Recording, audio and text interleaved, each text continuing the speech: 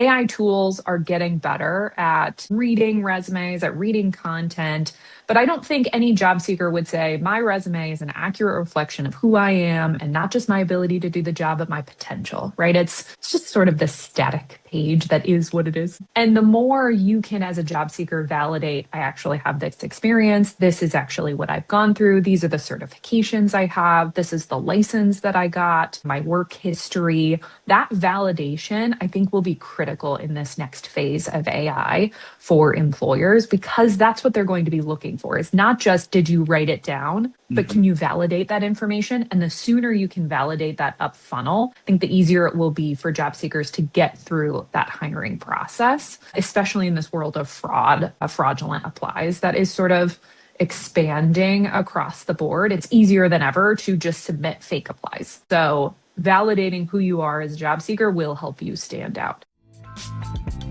Welcome to the HR Huddle podcast, presented by Sapient Insights Group, the ultimate resource for all things HR. It's time to get in the huddle.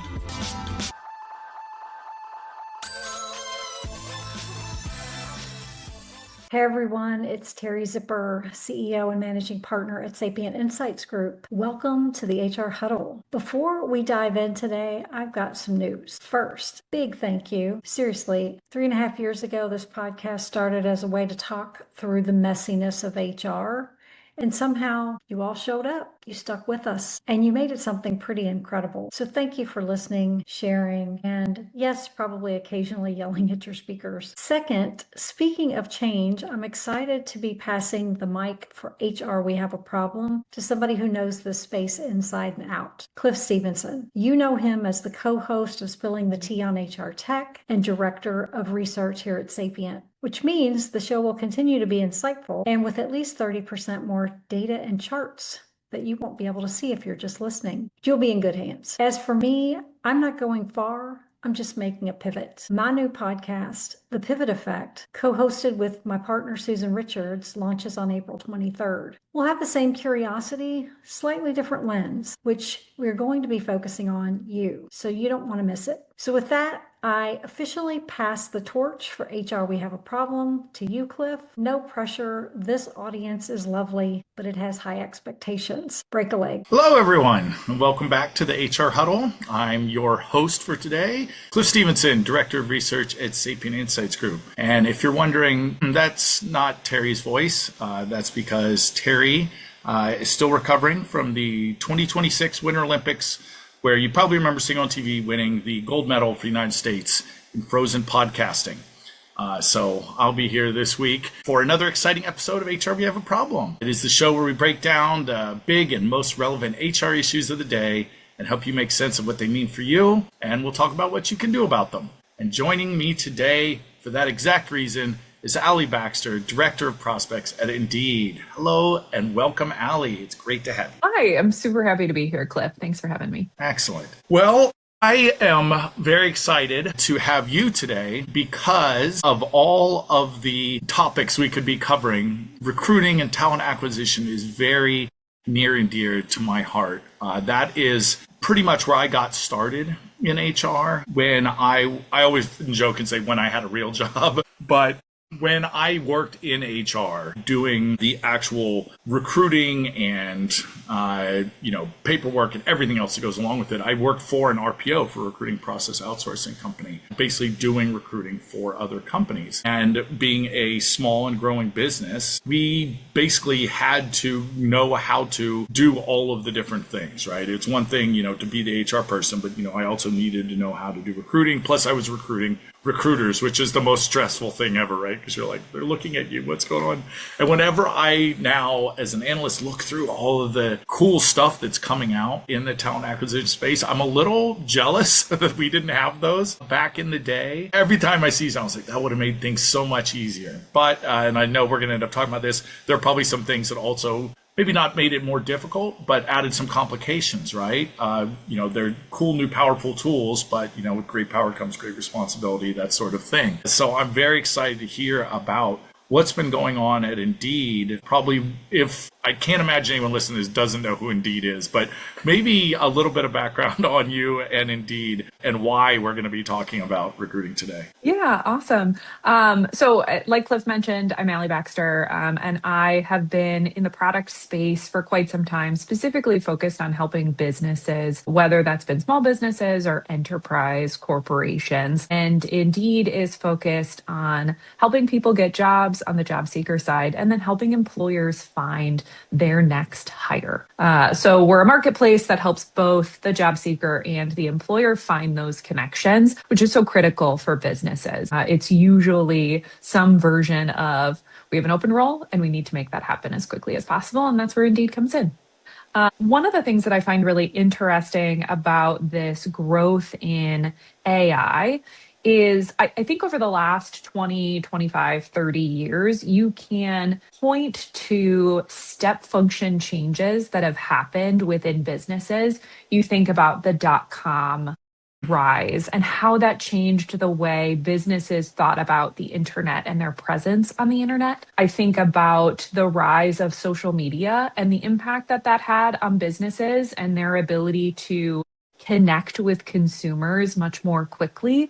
Historically, it was pull out an ad in Times Square or in your local newspaper. And it changed how you don't just advertise, it changed how you connect with your consumer. It gave businesses a voice in a way that was unique. I think about the App Store rise. All of these have had huge impact to a business and how they operate. And for the most part, it was very difficult for businesses to ignore that change. And what you did before no longer worked. So you had to really change the way you operated. And I think AI is a big part of that too. AI is changing the way businesses operate, and what you did before no longer works. Whether that's, job seekers are leveraging AI in a way that makes it quite difficult to understand, who is actually qualified for a role. It makes it difficult to understand who's real. The number of jobs or job seekers that you'll get applying for a role has started to explode. And so now you're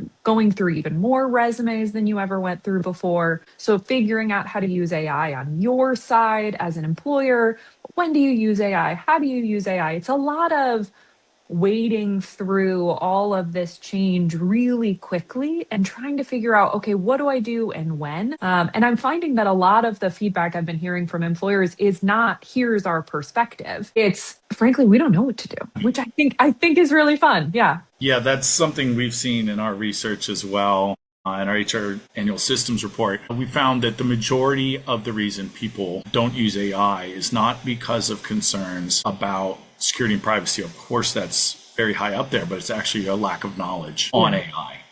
Just not quite sure what's going on with it. I think that's definitely been alleviated somewhat in the last couple of years. So I'll be interested to see how this year's data comes out. But, the other thing I think that it's starting to sort of turn into is, okay, they're getting the idea of what it could do, but then it's, I think I've quoted a few movies already now between Spider-Man now and it's about to be Jurassic Park, but it's not what it could do, but it's what it should do, right? And it's the idea of, how is this actually helping? What is the return on investment and how to measure that? I think it's one of the reasons why we've actually seen, of all the areas of HR, recruiting was probably, I think, and let me know if you agree, one of the first areas to really see larger adoption within AI. We've seen already that in our report, 49% of organizations are in some stage of either already having AI in use or are evaluating its use. So that's very large compared to others. Absolutely. I think that that's 100% true and what we're seeing too. I think what I'm hearing from employers is, how do we use AI? Where in the hiring pipeline should I leverage AI? And then what's going to be, to your point on return on investment, how do I actually communicate things like time saved, fully loaded cost per hire? These are metrics that a lot of the people we're talking to, they're held accountable to. And so being able to report back to their boss or to the board on, this is the investment we decided to make, and here's how much money it's saving the company. There's a gap there that's really difficult to understand for a lot of companies. Absolutely. That was actually one of the projects we worked on quite a bit, right? In the old RPO days, is trying to figure out the total cost of recruiting, right? Because it's not just the time of the cost of the tool or the time spent, but everything that goes along with it. Sourcing and interviewing and you figuring out, okay, what is the hourly cost of someone to be pulled away for 2 hours to do an interview and write up, their analysis of the interview and having to make the decisions and everything that goes along with it. So that is really fascinating. And I think, it's interesting because we often think of AI in terms of the effect of, let's just have, AI do some of the interviewing itself, right? And not really thinking about the analysis or helping sort of make the sourcing decisions and moving things through the pipeline. For anyone that's listening that isn't familiar with these terms, I realize sometimes it can slip into some recruitment speak, but the pipeline here refers to the idea, and it's almost, it's very easy to understand visually. So if you're not watching this, we also have a video portion because I'll be talking with my hands too much. But you have a large number of people who, you sort of bring in, you say, this is the number of people we would like to at least take a look at for this job that meet the sort of minimum basic requirements. And then you start doing some filtering of saying, these are people now that we think are worthy of an interview. And then you reach out and see, are they available, right? And the pipeline sort of shrinks. Think of it as like that funnel or that pipeline. So trying to get through those early stages of, just finding out, are they even available? Do they meet the requirements, not just on paper, but when you talk to them, is this something that would work for them in terms of anything from job requirements to location to structure, anything like that. And then finally, you have your interview stages, and then that filters in the funnel or the pipeline even more. Thinking about the ways AI can be implemented in there, right? Whether it's sourcing and finding people in different locations or helping making those determinations of best fit without eliminating anyone, right? Just more of a sorting procedure. I think that's a lot of the areas where I look at it and go, man, that would have been really helpful to have had 30 years ago. I'm not going to mention how long ago it was. Yeah, absolutely. And I think one of the things that I have heard, and I'm curious if you've heard something similar, is the gap between, I know I need to leverage AI. I know I need to, right? A lot of the companies we're talking to, they don't have as many recruiters as they used to have. So they need something to help them with that efficiency gain. But actually getting their team to adopt AI is actually quite difficult. And more often than not, what I hear is some version of, it doesn't think about candidates the way I think about candidates. And, my job as a recruiter, what I'm really good at as a recruiter is finding qualified candidates. And you essentially just added a bad version of a junior recruiter to my group. And now they're going to evaluate candidates poorly. And I think that's where a lot of AI tools miss the opportunity to your point about pipeline. I think a lot of AI tools out there assume we can just replace their recruiter. We don't need that. They can use our tool and then they can focus on that first interview. But what we're finding is that more often than not, the right answer is actually supporting each stage of the funnel. That's where you find the best adoption, the best efficiency gains. So instead of replacement, it's a supporting function. That's exactly it. And, broadly, when we talk about AI, the promise has been that it will help get rid of some of the more repetitive tasks, the tasks you don't want to do anyway. And it's not that all sourcing falls into the role, but there's a lot of parts of sourcing that was just putting in variations of Boolean searches and looking in different areas and things of that nature that was a little repetitive. And certainly anyone would be welcome to have that in. But there is, of course, something that I don't think AI could ever do, which is, when I'd hear recruiters sort of convince someone of how wonderful a job is, right? Yeah. To get them, and they say, no, I've never really wanted to work in software. And they're like, oh, this company is so great, and the founder's got vision, and there's a lot of opportunities, and find out what it is important to them and make that human connection. And I don't think that there's any of the tools that are saying that they can replicate that, but instead doing the things of, we'll filter out all of the resumes that may have shown up in a search, but are actually, when looked at it broadly, kind of taking that really fast, datafied AI approach, actually these terms don't go together, right? The sort of classic that's overused is, an engineer driving a train versus an engineer working in software, of things of that nature, right? But by seeing the context, it can quickly filter out that sort of stuff. So that sort of idea, if you're not watching the video, by the way, you are missing out on some wonderful cattail right now. I'm so sorry. This is what I love the best. If my dogs were here, they'd be jealous that they weren't getting to be on screen. But it's wonderful. I love it.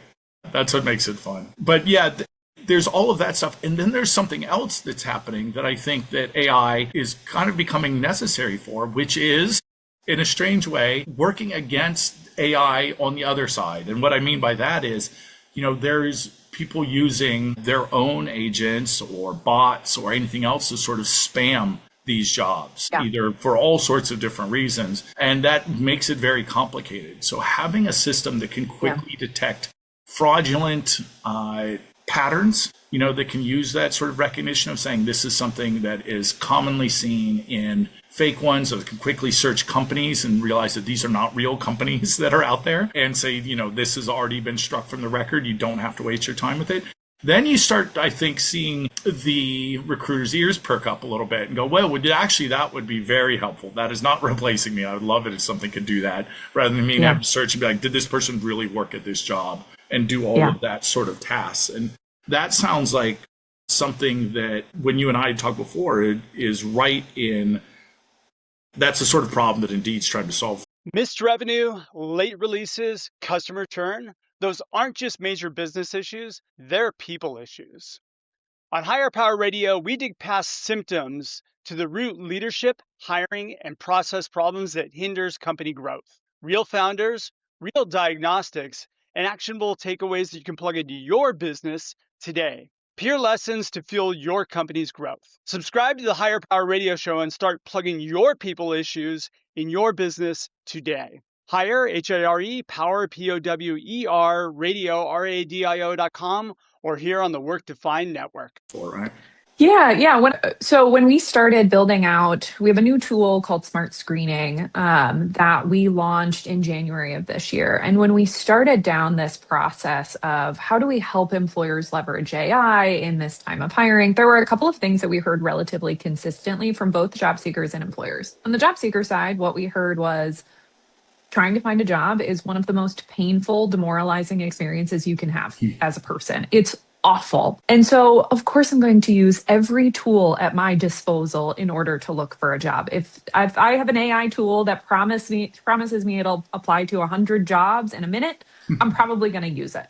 Right? Like, it's a numbers game. You hear that all the time with hiring. It's a numbers game. You just have to apply to as many as possible. But on the employer side, it's creating this problem. The more job seekers use those type of tools, the more employers will use these filtering AI tools, and then they'll miss candidates. And no side wins. No side is happy with what's happening. They're all just still pretty frustrated. And so with Smart Screening, we had a couple of things that we were focused on early on. One was, how can we eliminate that sort of pre-screening step in a way that doesn't over-index on sort of keyword stuffing, which is what's really common today, right? It's very Boolean, if this, do this, but instead is more nuanced and allows for more open-ended questions. So we have an AI recruiter that you can ask questions and answer questions, and that's sort of the first phase as a job seeker. So you can sort of, here's the things that I know how to do. If a resume is focused on, here are the skills I have, AI recruiter is focused on how do you use those skills. That's sort of the first phase. And then that second phase that we're focused on the job seeker side is giving job seekers the opportunity to really flesh out and complete their profile on Indeed and validate that they have experience in certain areas, whether that's adding a specific certification to their profile or a specific license to their profile, validating their work history on their profile. All of this additional, do you actually have this that you can add to your profile, is so critical in this world of AI. A validation of information, validation of experience is game changer, I think, in the world of AI. And when you have AI without that, you end up in this space of like sort of nonsense and keyword stuffing. And even as an employer, I might be using AI, but like, is it actually helping me find candidates, or is it just sort of filtering based off of keywords? which is not helpful for the job seeker or the employer. Yeah. But those were the two areas of focus that we had, was this validating of information and then giving job seekers the ability to sort of explain their history and add more to the resume. And the result, I think, is much more valuable. Well, more than I think. We have employers using it. There's a lot of really important data points that we have on our side that's been really helpful. But just the quantitative and qualitative feedback that we've gotten from employers is that the combination of their resume, the job seeker being able to share all of their profile information that they happen to store on their profile, and then any additional information that we get through that AI recruiter really paints a picture of who that job seeker is. And when we survey job seekers, their answer is, I feel like I can actually put my best foot forward in a way that, how can you build an AI tool that job seekers actually enjoy? And that's been what we've focused on is, how do you build out AI tools for employers that job seekers find valuable so that they'll use them and they'll actually leverage them? And that's been our focus. So I feel like we're threading that needle early on quite well, but yeah, that's what we're focused on. Now that is really fascinating. And you bring up something that I think makes Indeed kind of special in this market, is that you have the job seeker's perspective in as well. When we would work, with companies that are on the recruiting side, they're working with the employers, right? And that is their perspective. They're trying to help them very much with, applicant tracking and dealing with large volumes and playing the numbers game from the recruiter side.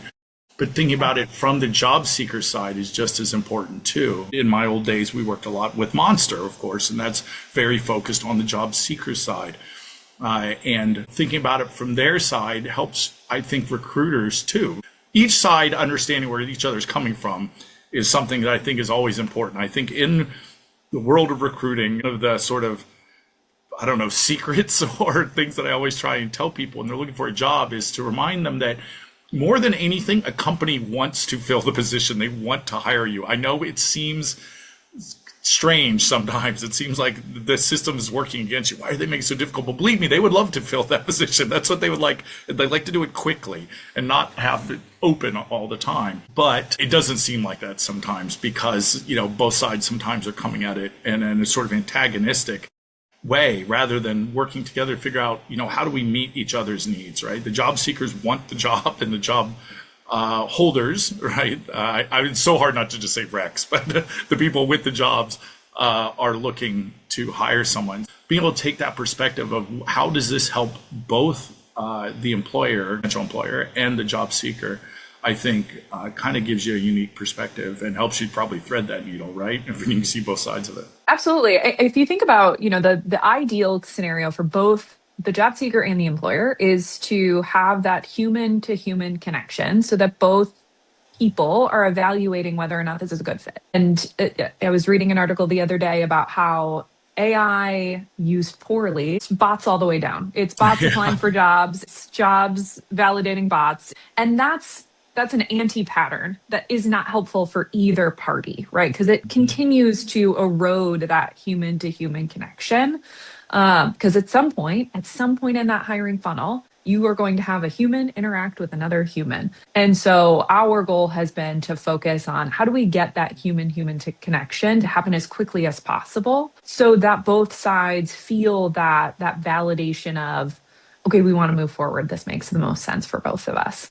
And we move away from that, bots all the way down. Yeah, that is definitely, I think anyone that's followed this has probably seen one of those stories where it's a bot applying for a job and a bot doing the interviewing. Yes. And it's just, shaking your head. What advice then would you give to sort of both sides? Anyone that's listening to this is probably on one or the other, right? They're either working somewhere and curious about how to best use tools to find the right candidates, or they themselves may be looking for a job, or certainly have at one point in their life looked for a job. If not, thank you for joining. You were the very first person to ever listen to this podcast that has never had to look for a job. Amazing. I want to know what you do. Yeah, please comment and let us know how that works. But yeah, what advice would you give to both sides? Let's start with, if you're someone that's out there trying to find someone in this crazy job market, right? What are some things that you think would be helpful for them to know? Yeah, I think if you're on the employer side and you're trying to find candidates and you're also I mean, chances are your leadership team has said, figure out how to use AI. That's the narrative that we hear across the board. The first thing that I would start with, what we've seen the most success in, is outline exactly what your hiring process is today and where you're having the biggest bottlenecks. Where's your team spending the most time? Where are they doing a bunch of operational tactics that's just really time consuming? There's a lot of hidden in hiring, from I've opened the job rack all the way to the person has gone through the background check and they've walked in the door and they have all of the right equipment, right? That's a huge time. That's a huge amount of time that every individual step takes its own pieces of time. I said time a lot right there. But I would start there. I would start with outline your entire hiring process and how long each step takes. And then the other thing that I was talking to an employer the other day and we were brainstorming, how do you make this better? And one of the things that we talked about was talk to your most recent hires about the pain points they had in your hiring process. What parts felt really inhuman? What parts felt like it took a really long time to have somebody get back to you about this specific step? And then you've got your roadmap of opportunity. And from there, you can figure out, okay, where's the best place to use AI? Is it top of funnel, getting people to an interview? You're interviewing a bunch of unqualified candidates. How do we make that process better? How do we improve the percentage of people that you're interviewing that are actually qualified for the role? Is it actually just tactically scheduling in the first place? How do you remove that tactical scheduling piece that takes so long? Or are you finding it's all the way down the funnel on the offer to hire? Is that where your biggest time suck is? But really starting with outlining, and then you can figure out where you can add AI to those different stages to find that optimization. The benefit when you start there is you have really clear metrics that you want to improve for each stage. So you don't start sort of generically, we want it to be better, we're hoping it'll be better. But you start with like, okay, this is what we're looking at today. This is how long it takes us to get a hire. Here's what we want it to be. And then you can hold the tools that you are trying or piloting, you can hold them accountable to actually showing you that measurable improvement. A lot of tools will give you good vibes, but you really want to hold them accountable to that ROI. That's going to be critical, I think, in this stage of AI adoption. Good vibes is not enough. You need to actually hold tools accountable to what the value that they're providing you.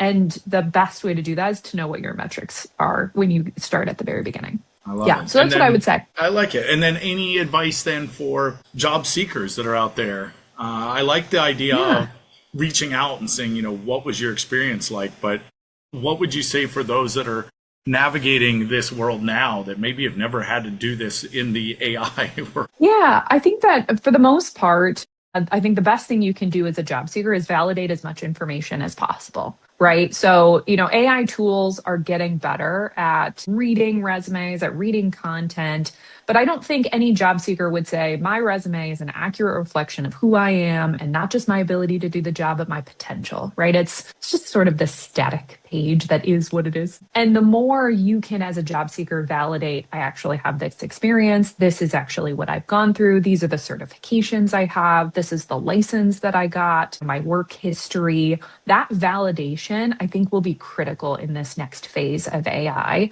for employers, because that's what they're going to be looking for. Is not just, did you write it down, but can you validate that information? And the sooner you can validate that up funnel, I think the easier it will be for job seekers to get through that hiring process, especially in this world of fraud, fraudulent applies that is sort of expanding across the board. It's easier than ever to just submit fake applies. So validating who you are as a job seeker will help you stand out. Little plug for your profile on Indeed. I like it. I would say that is probably the most important thing you can do as a job seeker. And then the second thing is a lot of job seekers are leveraging AI in terms of, help me rewrite my resume. Am I actually talking about the right things? I think what AI doesn't necessarily get right is that human element. AI has a very specific voice. I'm sure if we've read anything written by Gemini or ChatGPT, you know it immediately. And so whatever tools you're using to help you, rewrite your sentences, like, hey, I want to make sure that I'm saying this really well. You still want it to have a very distinct voice to who you are, because when you just copy and paste, everyone knows. You use those M dashes like everyone else, and it's a key giveaway. You really want it to be from your voice, and you want to focus on the right things. And that's one of the best things that I think you can do as a job seeker is ensure that your voice is still being communicated throughout your resume of who you are. No, I really like that.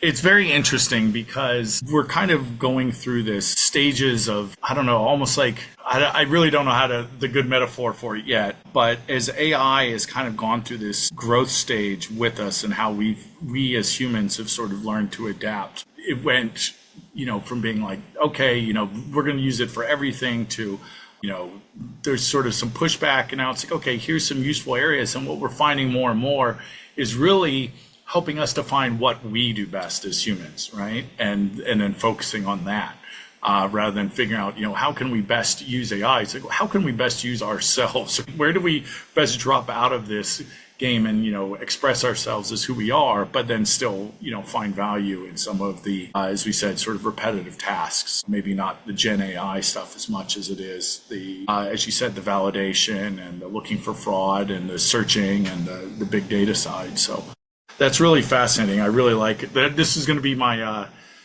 third movie quote of the day. I don't know why there's so many, but in war games, they said the only way to win is not to play. And that's sort of, this continued arms race between, the bots, the recruiters and the employee side. And so it's saying, no, we're just going to drop it. We're not going to involve ourselves with that. Instead, we're just going to craft a nice human experience, but still let the machines, filter out the bad actors. Yeah, absolutely.